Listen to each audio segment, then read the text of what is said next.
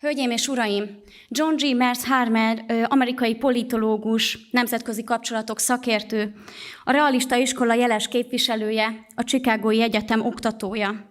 Könyvét, a Nagy téveszme, liberális álmok és nemzetközi realitások címmel 2018-ban írta, de talán sosem volt még olyan aktuális, mint napjainkban. Hogy miért is? Erről fogunk most többek között beszélgetni a szerzővel, amely beszélgetés angol nyelven folyik majd. Professor Mearsheimer, thank you very much for accepting our invitation. It is a great honor for us to hear your thoughts here in Budapest. Please come and take a seat on the stage.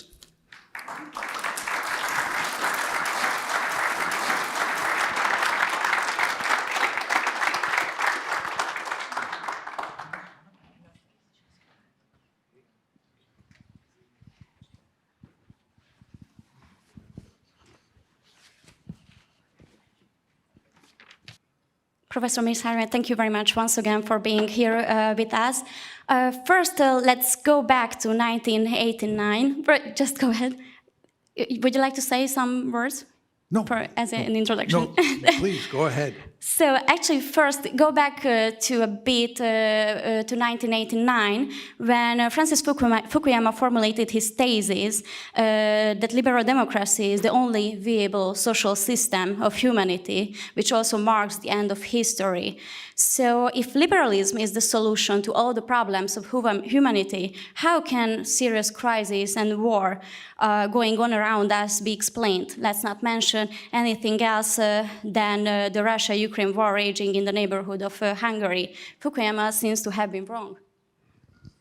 Yeah, I mean, when the Cold War ended in 1989, there was this intense spirit of triumphalism in the West.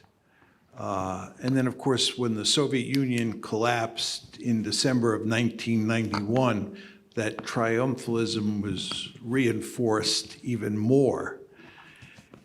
And the end result was, we thought, I didn't, but most Americans did, that what would happen is that liberal democracy would spread all around the world, and that the world would become increasingly peaceful.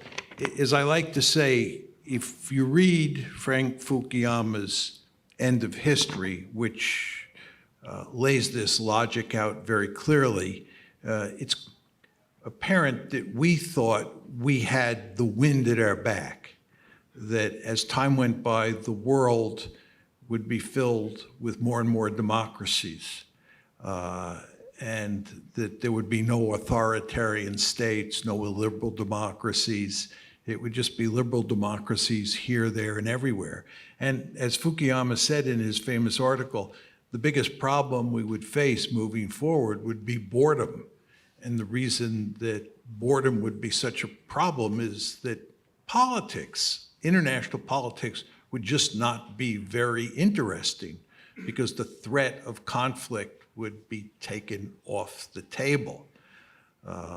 And again, in this incredibly stable world, peace would be the norm. Obviously, that has proved not to be the case.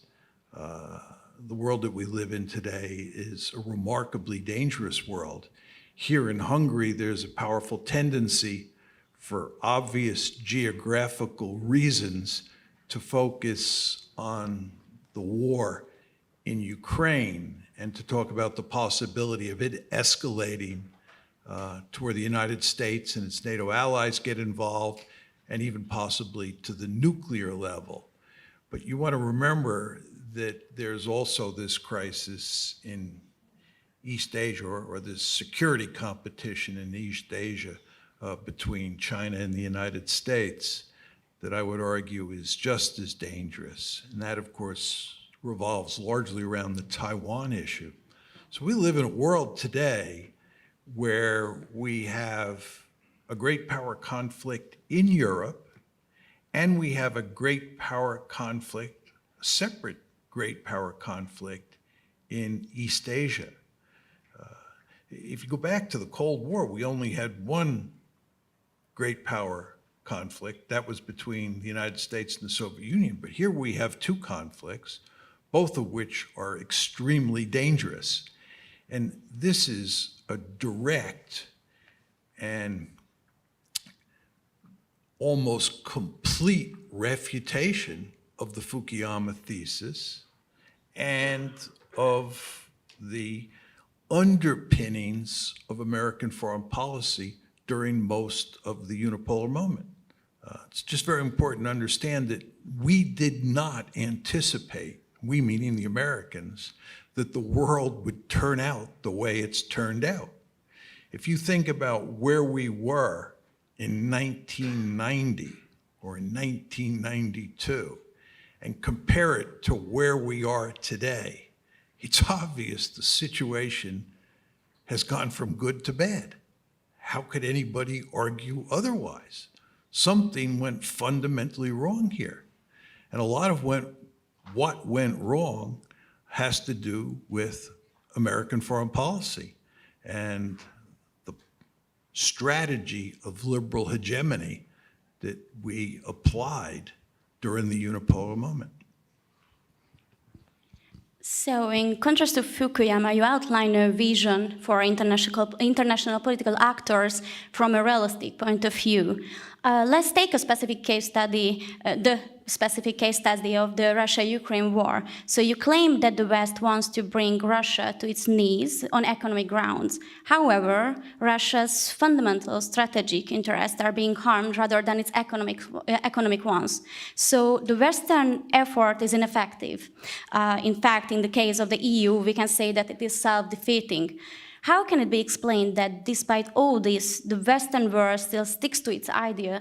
What scenario would you predict for the further development and outcome of the war?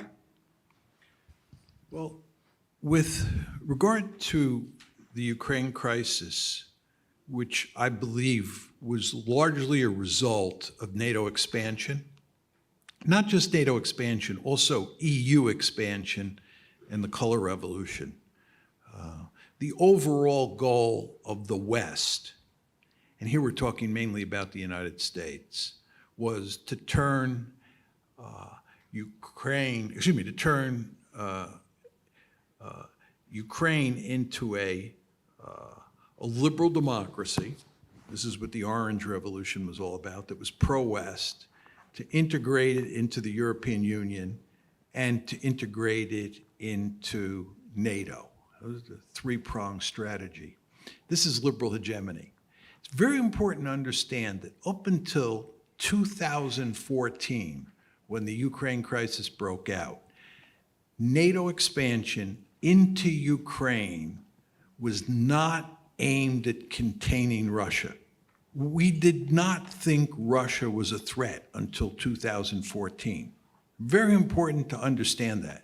Vladimir Putin was invited to the Bucharest NATO summit in April 2008 because he was considered to be a friend of NATO. He was not seen as an adversary. The reason that we thought we could shove NATO expansion into Ukraine down the Russians' throats was because we thought they were so weak. We didn't think there was any reason to fear Russia until 2014. It's very important to understand that. And you want to remember that we got away with two large tranches of NATO expansion. The first was in 1999, which brought Hungary into NATO. And the second big tranche was in 2004, which brought countries like Romania and the Baltic states, Slovenia, and some others into NATO. And we thought we could do that again. There could be a third tranche. And the first tranche that involved Hungary, the second tranche which involved Romania, those were not designed to contain a Russian threat, because there was no Russian threat in our minds. This was liberal hegemony at play. The idea here was to make Western Europe and Eastern Europe part of a seamless web of liberal democracies that were deeply committed to capitalism, and to peace. But this all fell apart in 2014, February 22nd, 2014, when a major crisis broke out in Ukraine. And the end result of that, of course, was that the Russians took Crimea, and a civil war broke out in the Donbass that the Russians got involved in. At that point in time, Western thinking, I'm talking here mainly about the United States again, our thinking about Russia changed. That's when we decided that Vladimir Putin was an aggressor, that Russia was a threat, and that we had to contain Russia. But to contain Russia, we still wanted to bring Ukraine into NATO. We did not abandon the 2008 decision to bring Ukraine into NATO. Therefore, after the crisis broke out in 2014, we started training large numbers of Ukrainians to fight against the Russians in the Donbass. We began arming the Ukrainians after 2017. So we were training them, arming them, giving them intelligence, helping them plan their military operations. And what was happening here, it's very important to understand this, is that Ukraine was becoming a de facto member of NATO. It was not becoming an official member of NATO, although we remained firmly committed to making Ukraine a de jure member of NATO, especially after the Biden administration came to power in January 2021. We remain firmly committed to making it a de jure member of the alliance, as we said we would back in April 2008. But more importantly, it was becoming a de facto member. You know that today, President Zelensky and his defense minister both explicitly refer to Ukraine as a de facto member of NATO. That's no accident. One of the principal reasons that the Ukrainians have fought so well against the Russians is because we helped train them and arm them so well. It's very important to understand that. So what you see what's happening here is that when the crisis broke out in 2014, and we finally realized that the Russians were serious about not allowing Ukraine to become a Western bulwark on their border, we did not back off. We did not back off. What we did was we doubled down. And of course, the Russians, over the course of 2021, made it clear that the situation was getting out of control, that Ukraine was becoming so thoroughly integrated into NATO that it was a serious threat. So on December 17th, 2041, the Russians sent one letter to Jens Stoltenberg and another letter to Joe Biden saying, this has to stop. You have to tell us in writing that Ukraine will not become part of NATO. And then they had another set of demands that they put in writing as well. The United States said, we're not making any concessions here. In January of 2022, Secretary of State Blinken said, we are making no concessions to your requests in the December 17th, 2021 letter. And what happened then was that on February 24th, the war started.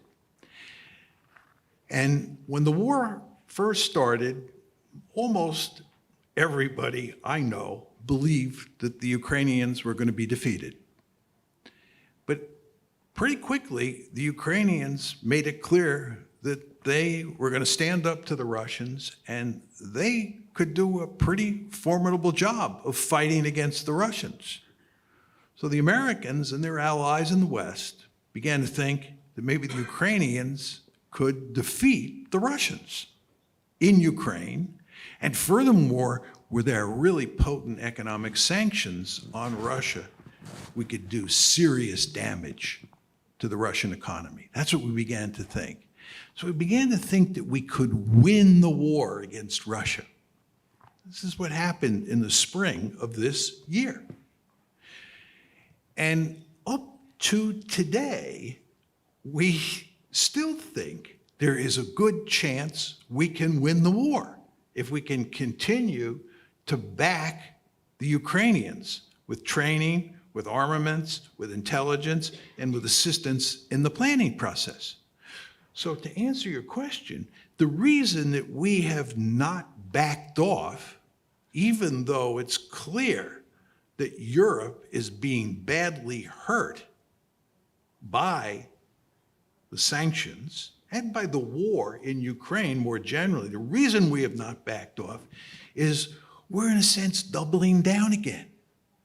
There's nothing new here. We're continuing on the same path that we have been on since April 2008, when we said that Ukraine and Georgia would become members of NATO. We have never backed off. This is one of the reasons I would note it's going to be so difficult to shut this war down. The Americans, and of course the Ukrainians, are committed to winning. And needless to say, the Russians are committed to winning. And there's no way we can win and the Ukrainians can win on one hand and the Russians can win on the other hand. There's just no way to square that circle. So I think what we're looking at here is a long war. I just don't see any solution, right? Now, this raises the question, what happens if the consequences of this ongoing war for Europe are disastrous, both economically and politically? I think it's quite clear that the economic consequences of this war are going to be enormous. And I believe the political consequences on individual countries and the institutions in Europe, the institutions like the EU and NATO, will be significant, and they will not be positive. For now, it looks like these institutions are coming together to deal with the problem. I wouldn't bet a lot of money that they will stay united, that the countries in these institutions will stay united over time. You can already see cracks beginning to form, and I think they'll be exacerbated. What the Americans do is, the Americans, I think, will continue to double down, because the Americans are committed to winning, and the Americans are not being hurt economically anywhere near as much as the Europeans are. So I think the Americans will continue to double down. They'll put tremendous pressure on the Europeans, that includes Hungary, to continue, to support the United States in its efforts to defeat the Russians. How this plays out, I don't know. I'm often asked, how do I think this war is going to end? Who do I think is going to win? I don't know. It's very hard to say. You can tell all sorts of stories about how it ends. Almost all of them are horror stories. I can't tell a story that has a happy ending about how the Ukraine war ends. This is why I've argued for a long, long time that the United States should not push NATO expansion into Ukraine, and more generally, try to make Ukraine a Western bulwark on Russia's borders. I always thought that this was a prescription for disaster. And I think I'll be proved right. I hope that I'm wrong. I hope that I'm missing some element of the story, and that missing element of the story will lead to at least a reasonably happy ending to this tragedy. But I don't think so, I'm sad to say. So it is obvious now that the United States of America is, although not a direct, but a relevant, active, and dominant participant of the current Russia-Ukraine war and in the development of international politics in general. Could you please tell us more in details, maybe how the American elite of foreign policy thinks, but rather the reason behind why they think in the way they think about foreign political questions, and how the American society relates to all this. And if you let me to raise... Speak a little more slowly. Yeah, sure, sorry.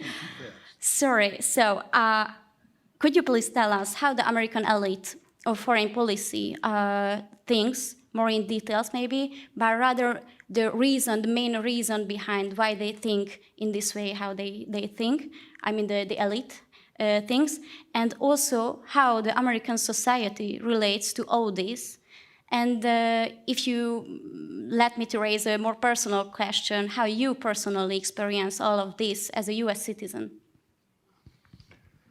Well, as I make clear, and as Professor Schmidt made clear in describing my book, I think during the unipolar moment, when the United States was the only great power on the planet, we did not think in terms of realpolitik. We thought in terms of liberal hegemony. The idea was to make the world over, remake the world in our own image. That was our basic goal during the unipolar moment. Liberal hegemony was designed to spread liberal democracy all over the planet, to get more and more states involved in the open international economy that we had created during the Cold War. It was basically all about going from globalization to hyper-globalization, and then finally bringing countries into international institutions, getting the Chinese into the World Trade Organization, bringing the Russians into those international institutions we had created during the Cold War, bringing Hungary. Let's think about Hungary. Bringing Hungary into NATO, bringing Hungary into the EU, turning Hungary into a pro-American liberal democracy. That was our goal, right? You were happy with being brought into NATO, you were happy with being brought into the EU, but you weren't terribly happy about being turned into a pro-American liberal democracy. But this is what liberal hegemony was all about. So to answer your question, this is what we were thinking during the unipolar moment, okay? And we were not thinking about great power politics. We were not thinking like realists because there were no other great powers in the system. But by the time Donald Trump becomes the president, this is January 2017, the balance of power in the world has changed. We're no longer in the unipolar moment. And Trump, in his first national security statement, I think it's issued in December of 2017, if my memory's correct, in that statement, he says we're in a multipolar world. And we have basically two adversaries, the Chinese and the Russians. And when you're in a multipolar world, you're not thinking in terms of liberal hegemony anymore. There'll be some of that, but what you're now thinking in terms of is great power politics. You're thinking in terms of realpolitik. So the Americans now are riveted on China. You all know about that. And the Americans are also now deeply involved in a war in Ukraine. And I want to choose my words very carefully here. A war that is a remnant of liberal hegemony. The roots of this war go back to 2008, the Bucharest summit in April 2008. And remember what I said, from April 2008 up until February 22nd, 2014, liberal hegemony was driving the train. So the roots of that present war, okay, are in the unipolar moment, and they're a function of, by and large, liberal hegemony. Nevertheless, realpolitik has basically taken over in terms of how we think about the Russians. And we now view the Russians as a great power rival that has to be dealt with. And it is surely the case, given that we have decided that the Russians and the Chinese are both adversaries of the United States, that we would like to weaken the Russians as well as the Chinese. So now that we're in this war in Ukraine and we can weaken the Russians, let's do it. Let's do it. And of course, at the same time, you understand we're aiming at weakening China economically, right? We basically are at war economically with the Chinese. We want to roll back their successes in terms of high technologies, leading edge or cutting edge technologies. So in a very important way, realpolitik is back in play among the foreign policy elites in the United States. They still continue to talk in liberal terms. That's just the velvet glove that covers the mailed fist. The American elites are basically involved now in great power politics because they have no choice. Now, you asked me about my views. My views from the beginning have been that the United States should focus on China, that China is a peer competitor, and that the United States cannot allow China to dominate Asia the way we dominate the Western Hemisphere. That's the good realist John speaking, right?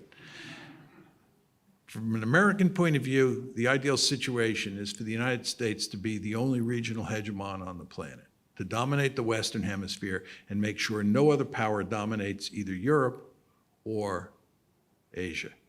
And there's no great power that can dominate Europe. Russia's not a threat to dominate Europe. Can't even conquer Ukraine, all of Ukraine, can't. So it's not going to dominate Europe. This is not the Soviet Union. This is not the Red Army that overran Europe between 1942 and 1945, right? So we should be focusing laser-like on Asia, not on Europe. And if anything, Russia should be our ally against China. We should not, from a realist point of view, or from my realist perspective, we should not be involved in an intense security competition with Russia that could escalate into a war between the United States and Russia. This is not in our interest. It is not in our interest to drive the Russians into the arms of the Chinese, which we have done. It is not in our interest to be increasing troop levels in Eastern Europe, which we're doing in countries especially like Romania and Poland. If anything, we should be reducing our troop levels in Europe so that we can pivot to Asia to deal with what is the main threat. But that's not what we're doing. Instead, we have created this situation where the Russians and the Chinese, the Iranians, the North Koreans are all on one side, and we're on the other side with the West. You have this bifurcated world emerging at this point in time with the United States facing two great power rivals. So my bottom line is, I think there's no question, liberal hegemony is in the rear view mirror, right? It's left behind for all intents and purposes. And we're now in a realist world. But I think our foreign policy is not a smart realist foreign policy because it has made Russia an adversary when it shouldn't be. I would note, by the way, just one final point on this.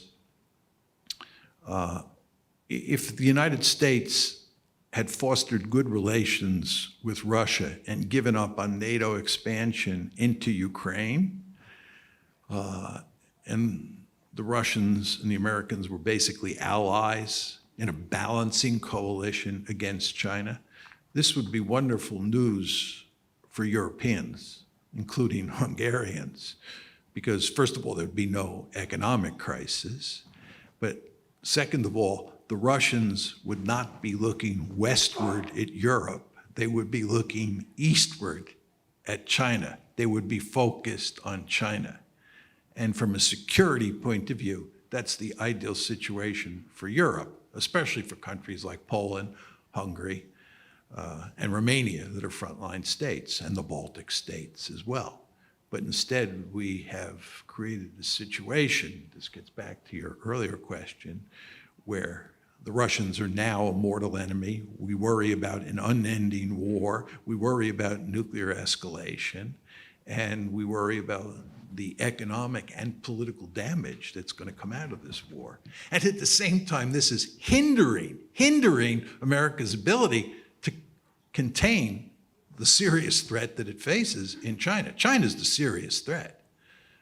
If you were to rank order the three great powers in the world today, the United States is clearly still the most powerful state on the planet. China's not far behind at number 2. Russia's a distant third.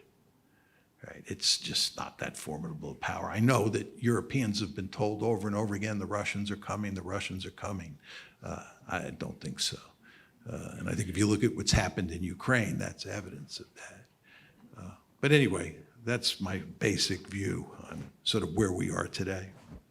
Yes, so the realist geopolitical approach doesn't promise peace, but a more peaceful world order based on balances of power. How can a realistic approach prevail in practice on the international political scene in general? Is it possible?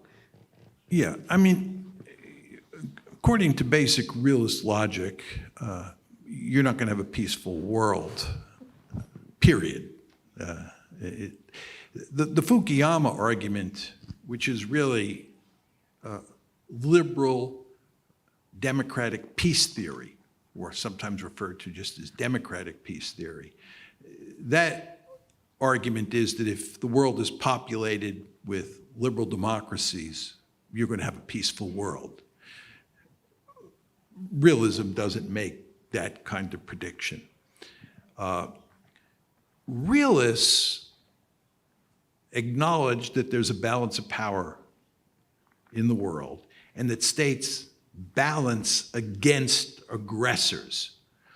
So if you're a great power and I'm a great power, and there's another great power here, and that other great power here gets aggressive, the argument is that you and I will come together, form a balancing coalition to contain or to check or to deter that aggressor.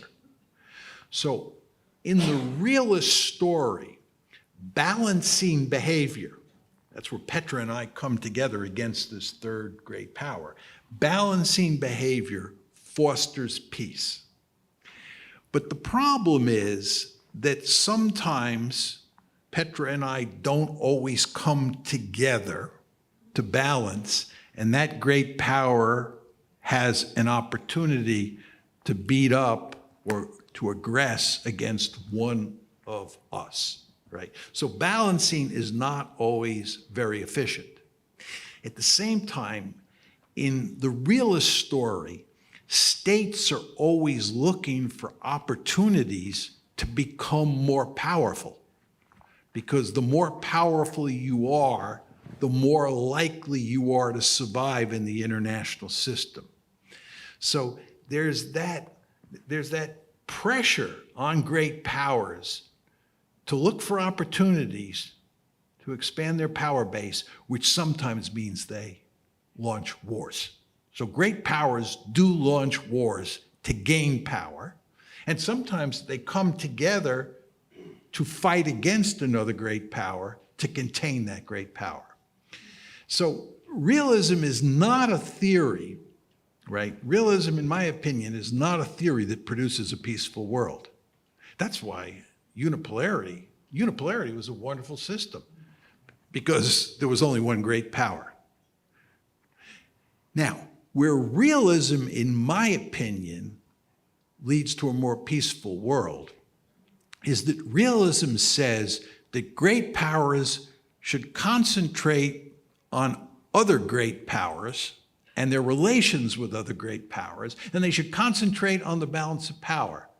But they should not pick fights with major powers and minor powers. Do you see what my lexicon is here? Great powers, major powers, and minor powers. Okay, my argument is that great powers should concentrate mainly on other great powers and not pick fights with major and minor powers. Let me give you an example. The Vietnam War, when I was a young boy, the United States got involved in the Vietnam War. Virtually every realist in the United States was adamantly opposed to the Vietnam War. Two of President Lyndon Johnson's main critics of the Vietnam War were Hans Morgenthau and Walter Lippmann, card-carrying realists. Kenneth Waltz famously opposed the Vietnam War because, again, realists believed that wars against minor powers or major powers are a fundamental mistake. And you can see why realists opposed liberal hegemony. All my realist friends opposed the Iraq War in 2003. We opposed the Iraq War. We said this is a prescription for disaster, right?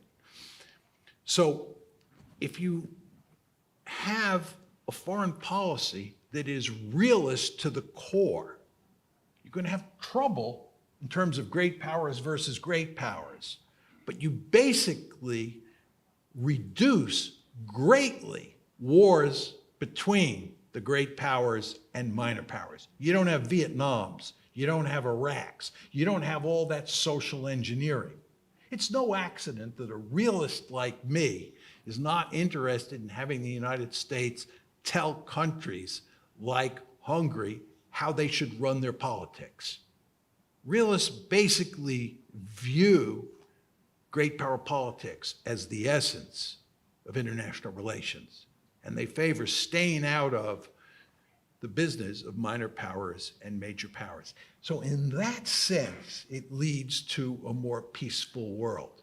I think if during the unipolar moment we had thought like realists, we meaning the United States, if American policymakers had thought like realists during the unipolar moment, the United States would have fought hardly any wars against minor powers and major powers. And again, it was the only great power in the system. And I think the big challenge for us moving forward, us meaning the United States, will be to concentrate on great power politics and stay out of wars in the periphery. Don't get involved in another Vietnam. Don't get involved in another Iraq. And if you look at what we accomplished in the Middle East, using military force to spread democracy in the greater Middle East, think about the greater Middle East. Afghanistan, a disaster. Iraq, a disaster. Libya, a disaster. Syria, a disaster. This is what happens when you try to use military force against minor powers. And it's because of nationalism. I would be interested to know how you, as an expert of geopolitics, see the development of global processes at the international stage and the role of the European Union in it. Just have a look at our continent here. What do you think would be the right position, for example, that the EU should take in relation to the Russian-Ukraine war? What future do you predict for the EU? Well, just on the EU, as I said in my talk yesterday, it is important to emphasize that the EU is an institution that's comprised of different states that have different interests. And the EU basically serves the interests of those states most of the time, but not all of the time, which is why those states sometimes have disputes with Brussels, and it's why you get Brexit. So it's just important to understand that it is an international institution. It's not a state. And the problem in the EU at this point in time is that there are some significant disagreements on certain policy issues. And Hungarians know this better than anybody else because the Hungarians have had more than their fair share of fights with Brussels. And if you look at how the Hungarians and the Poles think about Ukraine, or the Hungarians and the Baltic states think about Ukraine, you see that there are some significant differences.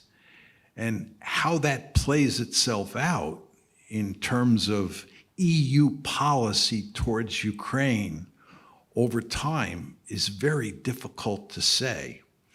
I think it's obvious that up till today, November 9th, 2022, the EU, NATO, and the Americans are all on the same page.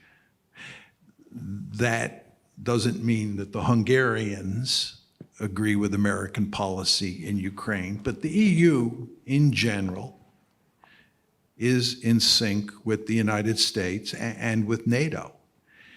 And the question you have to ask yourself, this gets back to one of the earlier questions, is how does this play itself out over time?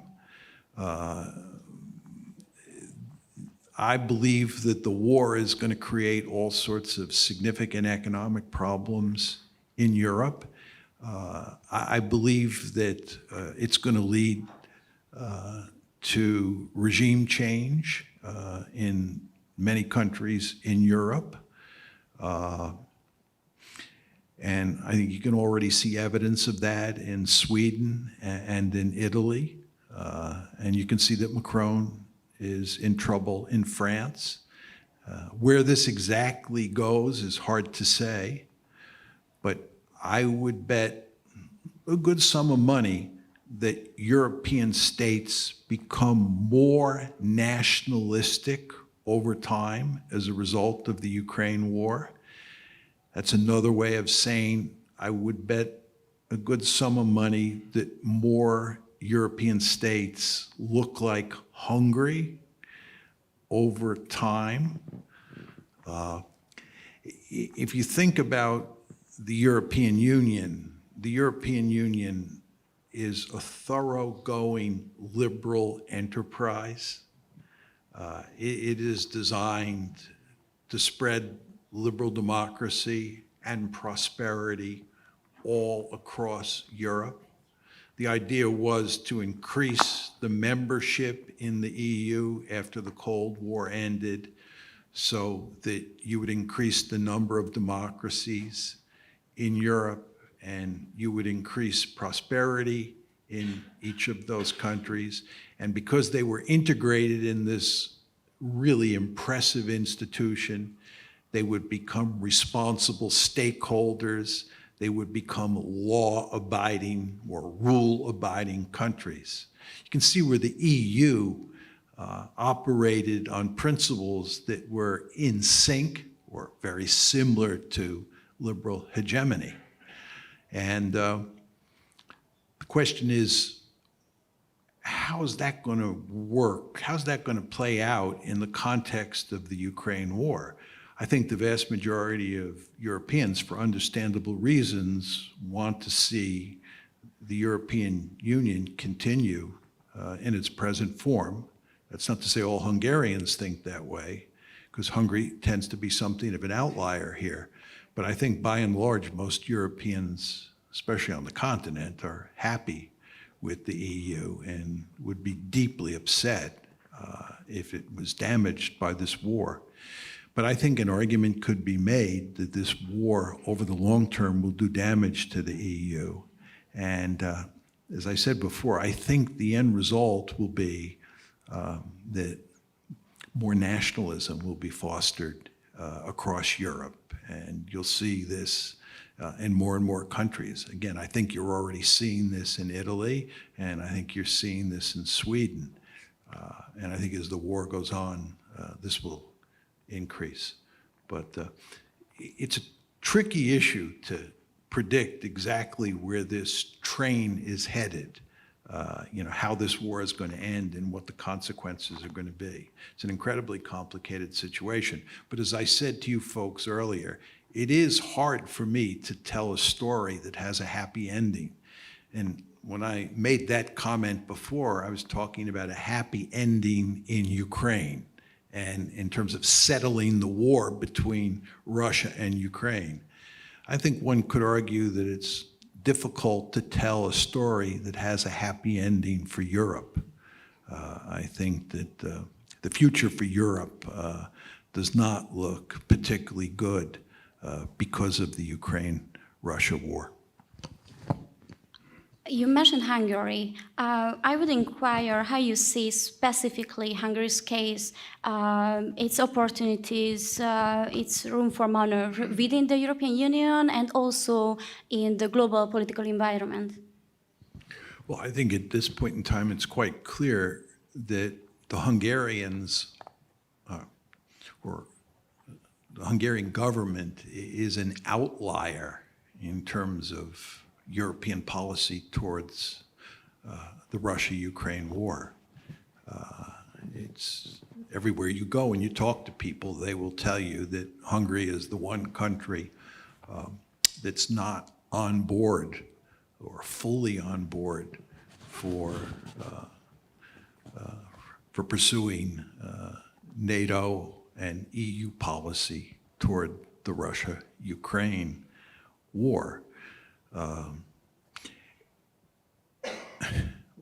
What happens over time is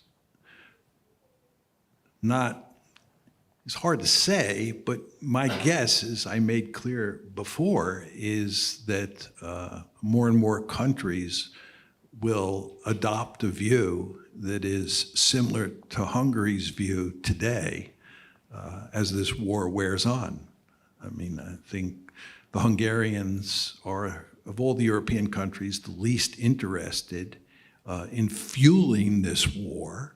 The Hungarians are the least interested country in pursuing a policy that calls for defeating Russia, and therefore the Hungarians are the outliers here. My sense is that as time goes by, more and more countries will come to the conclusion that continuing to fuel this war is not a smart policy, and that it makes sense to try to settle it. As you surely know, we're at a point in time where anyone who says that we should try diplomacy and we should try to bring this war to an end is accused of being an appeaser or a tool of Vladimir Putin. So it's just very hard to make those kinds of arguments. And of course, the Hungarian government is making those kinds of arguments, and it's being badly criticized in Europe and in the United States.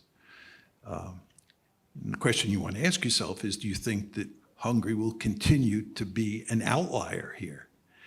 And I think that with the passage of time, more and more countries will adopt rhetoric that reflects what the Hungarians are now saying. And Hungary won't look like such an outlier. The problem here is, in my opinion, there's no solution. So you can talk about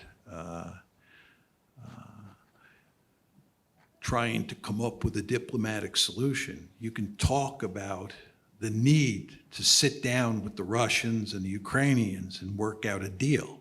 You can do that, but I don't think there's a deal to be had. I've yet to hear anybody lay out a deal that's acceptable to the three major players in this war: the United States, the Ukrainians, and the Russians. What's the deal? I see no deal there. As I said to you before, the Americans are committed to winning, the Ukrainians are committed to winning, and the Russians are committed to winning. How do you shut down a war when all three key players are committed to winning?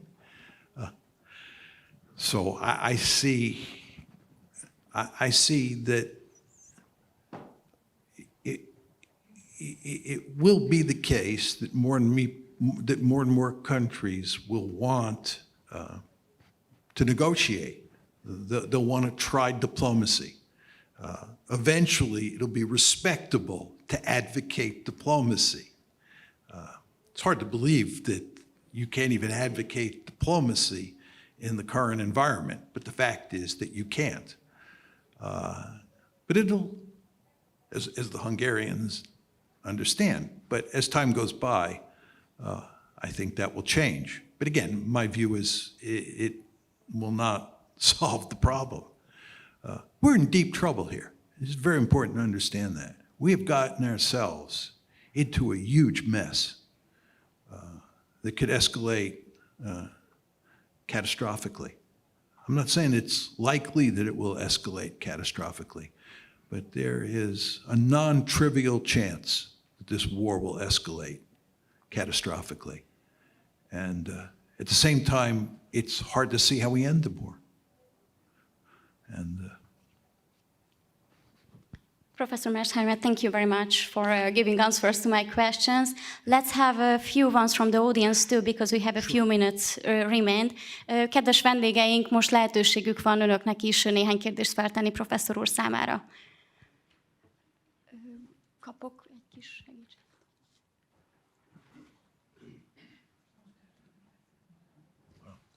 Thank you very much for the opportunity. My first question, I have two questions, if it's possible. The first question is, isn't Russia a very well-picked enemy? Because the time frame that we can do, or that America can do anything with China, has expired. China is too powerful. Russia is weak and a good enemy. So you can demonstrate the act of doing something with a weak enemy. That's one of my questions, and the other one is... Let me answer the first question, okay, and then you can ask the second question. The time is not past for the United States to contain China. I think one can argue that the time has passed for the United States to weaken the Chinese economy, to roll it back, that they've now developed enough sort of indigenous capabilities that we cannot damage their economy. You can make that argument. But we can definitely contain the Chinese. We can prevent them from conquering Taiwan, taking the South China Sea, taking the East China Sea, taking the Senkaku or Diaoyu Islands. So we're still in the game, for sure. And I think that given that situation, my view is the last thing you want to do is pick a fight with the Russians in Eastern Europe. This is what I said before. We should be concentrating on China. We should be pivoting to Europe. I think some Europeans understand, this is especially true of the Poles, that they have a vested interest in keeping us in Europe. Hungarians have a vested interest in keeping us in Europe. You should be very nervous when you hear me talking about pivoting to Asia, because if we pivot to Asia and we pivot out of Europe, that means no more NATO, and that is not good for Hungary. Right? Hungary wants the United States in Europe. It doesn't want to cause a crisis in Ukraine, but you want NATO to remain, in my opinion, firmly intact, right? So the pivot to Asia should make Europeans very nervous. And I think the Poles are especially pleased, and the Danes are especially pleased that that this crisis is broken out in Ukraine, because it guarantees that we're going to be there in a serious way. In fact, the Poles are talking about having us move our headquarters in Europe out of Germany and putting them in Poland, which again is not, I think, in our interest. But anyway, I think you're wrong when you say it's too late for us to contain China, and therefore it makes sense for us to pick on the Russians. I would also just say to you, let's assume that you're correct. It's too late to contain China. All right, if it's too late to contain China, why do you want to pick a fight with the Russians if it's unnecessary? It makes no sense at all, right? Because of domestic politics. I totally agree with you that we should somehow have an alliance with Russia against China. So that's my point. I totally agree with you with that. I'm just asking, domestic politics, yes, in the United States? Yes, so that you can show some kind of strength towards your foreign policy because you picked a fight with Russia and then you're supposed to be winning at the end. I think if you look at public opinion in the United States, the American public is not interested in fighting wars. The American public is interested in prosperity and all sorts of issues relating to their daily lives. It's the American foreign policy elite that is remarkably hawkish. It's not the public. And you want to remember, both Barack Obama and Donald Trump got elected running on the platform that they were going to reduce America's commitment around the world. They were going to put an end to the forever wars, right? Donald Trump ran explicitly against liberal hegemony. He viewed himself as a radical politician or a radical strategist when it came to foreign policy. He's going to change things. Barack Obama was the same. Very important to understand that. Both of them failed. Both of them failed because the foreign policy establishment beat them back, right? But it wasn't public opinion. Public opinion elected the two of them. So. It's about the Balkans. What is going to happen there? Because I think that's another main issue, what we are afraid of in Hungary. I'll tell you, that's just too complicated a subject to get into. What's going to happen in the Balkans, right? I'll save that one for another day. I wrote about the Balkans, by the way, in the mid-1990s. I was controversial then as well as I am now, because I was very much in favor of dividing up countries like Bosnia, partition. I argued for partitioning Bosnia, and that was not a very popular view. It was not a very popular view because it was not a liberal view, right? As you would expect from somebody who privileges the importance of nationalism, right? My view is if the Bosnian Croats, the Bosnian Serbs, and the Bosnian Muslims don't want to live together and they're going to end up killing each other, then we ought to partition the country. Create a greater Serbia, greater Croatia with the parts of Bosnia that were filled with Croatians and Serbs, and then create a Bosnian Muslim state. Partition it, right? But American foreign policy was dominated by liberalism at the time. And liberalism is a universalistic ideology. I always want to remember that. Nationalism is a particularist ideology. Hungarians view themselves as distinct from Romanians, as distinct from Germans, as distinct from Poles. It's particularistic. Liberalism says that every person on the planet has a set of rights. It's a universalistic, that individualism with that focus on rights makes it a universalistic ideology. So when liberals think about a country like Bosnia, right, they don't want to discriminate between Muslims, Croats, and Serbs. And they believe they can all live together, right? You can see the universalism there. By the way, communism was a universalistic ideology. Communism and liberalism, I'm not the first person to point this out. They're both universalistic ideologies. For any of you who have never thought about the relationship between communism and nationalism, you ought to spend a couple days of your life thinking about this. This is a hugely important subject. One of the things that wrecked the Soviet Union was nationalism, right? Go back and look at how people like Lenin and Trotsky and Stalin thought about this issue. They understood after they effected a revolution in 1917 that they were in charge of a country that had all of these national groups inside of it.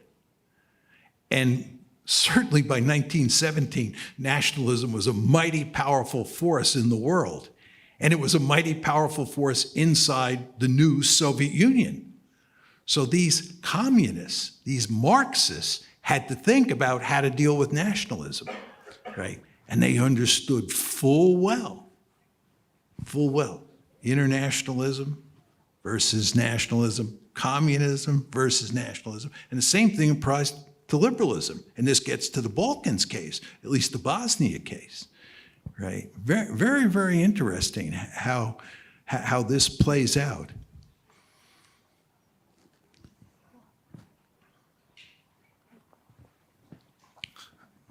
Thank you for your speeches. My name is Jan Meinke. I'm the editor of the Budapester Zeitung, German newspaper here in Budapest. I found it very interesting, your remarks, three times, that the crisis, Ukrainian crisis, will not a happy end for Europe. I mean, you are officially an ally of Europe. And the Ukraine war, it's a US war. You made it. All these figures, Victoria, Fax the EU, Newland, all these persons caused the war in the Ukraine. You brought the war to us. And now you say as ally, yeah, poor Europe, it will not be a happy end, will not have a happy end for you. How can you do that? And is it not risky? My question is it not risky for you? At the end of the day, it's just a question of time when in Europe, by several states, is reached a level of pain where they say, oh, I will not follow anymore the US policy, and then they go for European interest. It's a question of time. And then you risk to lose an ally. And we move towards a world of towards a multipolar world. In that world, you might need, the US might need allies like Europe was. But now you're on the way to destroy that potentially that long-term ally. Does it make sense? Yeah, I mean, it's a great question. Look, the United States was definitely the principal driving force behind NATO expansion into Ukraine. At the Bucharest summit, when the decision was made in April 2008, both Angela Merkel, who was then the German chancellor, and Nicolas Sarkozy, the French leader, both of them opposed the idea of bringing Ukraine into NATO.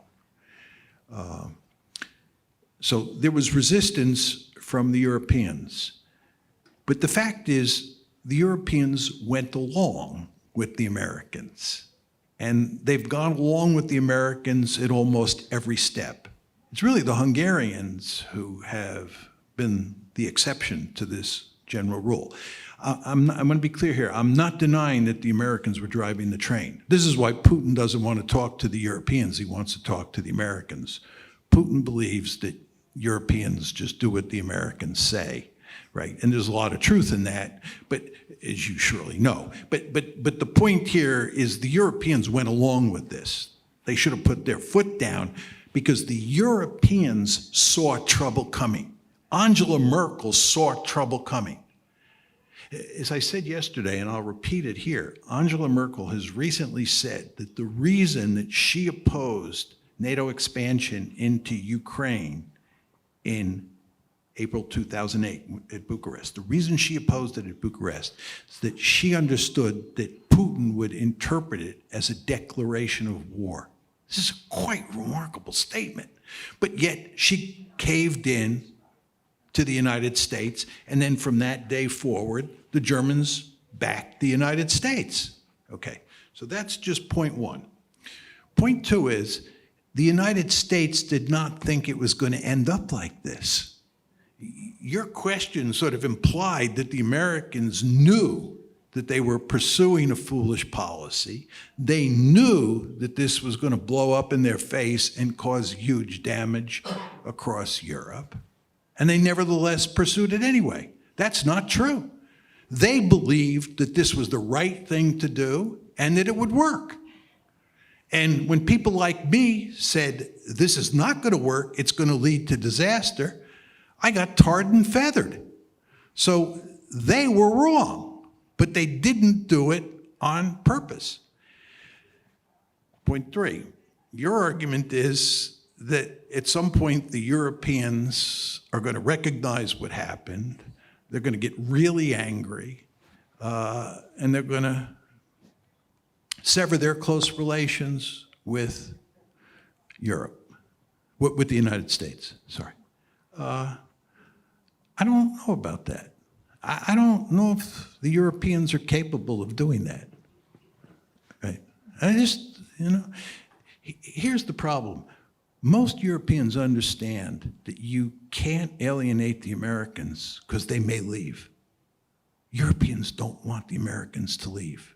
When you go around Europe and you talk to people behind closed doors, they want the Americans to stay in Europe because they understand we are the pacifier, right? We sit on top of the Germans, right? We were, for a long time, the deterrent against Russia, even though Russia was not a meaningful threat. Just, they like having the Americans here. They don't want to alienate us. And therefore, I'm not sure the Europeans are going to rebel against the Americans. Now, am I sure that's right? No, of course not. And I think the thrust of your question or your commentary may be correct, that with the passage of time, the Europeans and the Americans will go their separate ways, that the transatlantic relationship will be badly fractured, that so much damage will be done inside of Europe as a result of this war, that Europe and the United States will have a divorce, and it will not be a velvet divorce, right? You may be right. I don't know, because I don't know how the war is going to play out. And I think you would agree with me that a lot depends on how the war plays out. And it can play itself out in a number of different ways, and those number of different ways have different consequences for the future of US-Europe relations. But I think that the general point I would make in response to you is there's no question that there is going to be some meaningful damage to the transatlantic relationship once the Europeans fully appreciate what this boneheaded policy has led to. And of course, they understand that the Americans have been driving the train.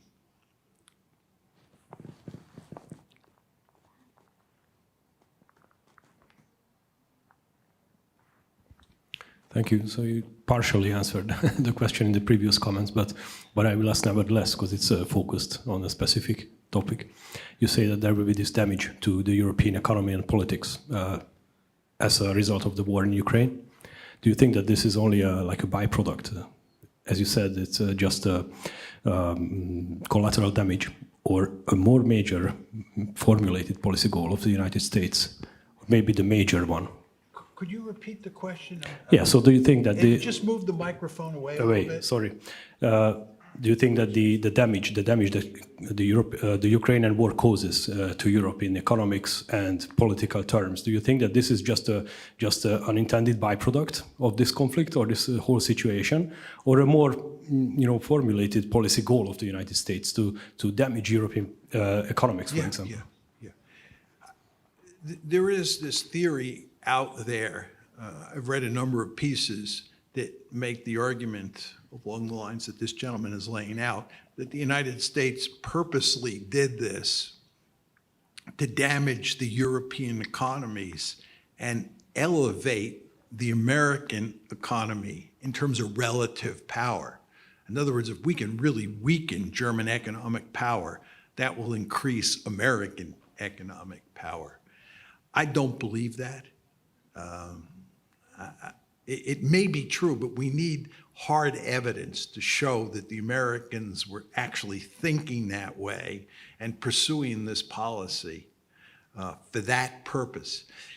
As I said to this gentleman here, I think what was going on is that the Americans thought that they could ram NATO expansion down into Ukraine, down the Russians' throat. We thought that we knew what we were doing. The Biden administration was filled with people who were very, I think the right word would be cocky. They were very sure of themselves. They did not think that this was all going to turn into a disaster. They thought that they could, to use a favorite American word, manage the process, right? That's what they thought. And I don't think they understood what would happen to Europe. And, but now we're in real trouble, and the Europeans are in even bigger trouble. And I don't think the Americans view that as a good thing.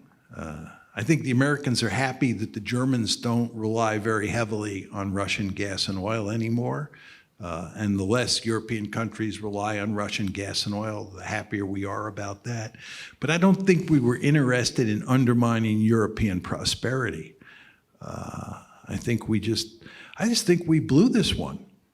I think if you look at American foreign policy since the early 1990s, it's remarkable how many times we have pursued policies that have blown up in our face. As I said earlier in my comments, mainly to Petra, I think, that if you look at the situation that the United States faced in the early 1990s, and you compare it to the situation that we face today, something went badly wrong. Something really, really bad happened here. And the question is, what is that? And I think the American foreign policy elite did a terrible job of managing U.S. foreign policy during the unipolar moment, and even in the early stages of the multipolar world that we're in.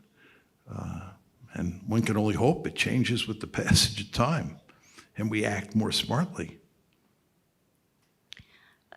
Tudjuk, hogy 3+1, illetve hát egy bizonyos foci meccs óta 4 a magyar igazság, úgyhogy még egy utolsó kérdésre, egy negyedik rövid kérdésre van lehetőségünk. Elnézést kérek, de sajnos gyorsan fogy az időnk.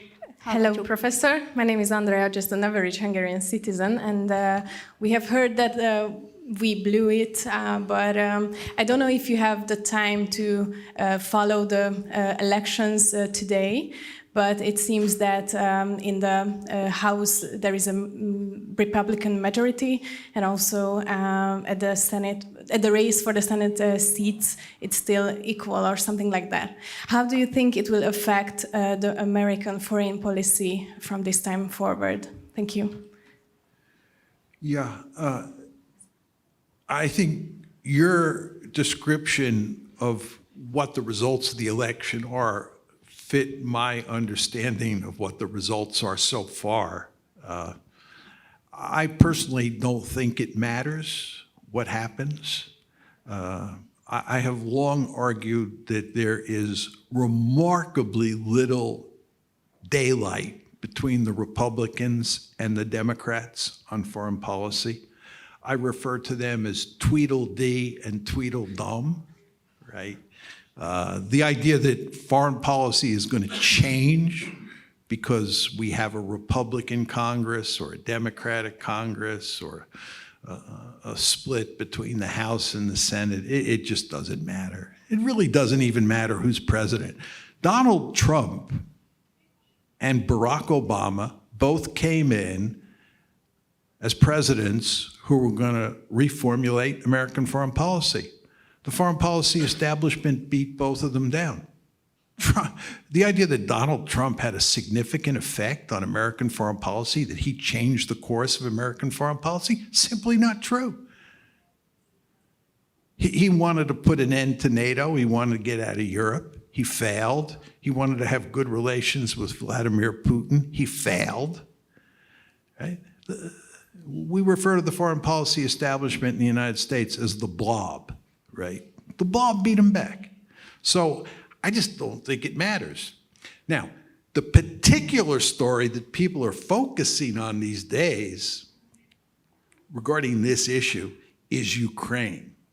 And as you know, the man who I think will now become the Speaker of the House, replacing Nancy Pelosi, because it appears that the Republicans have clearly won the House.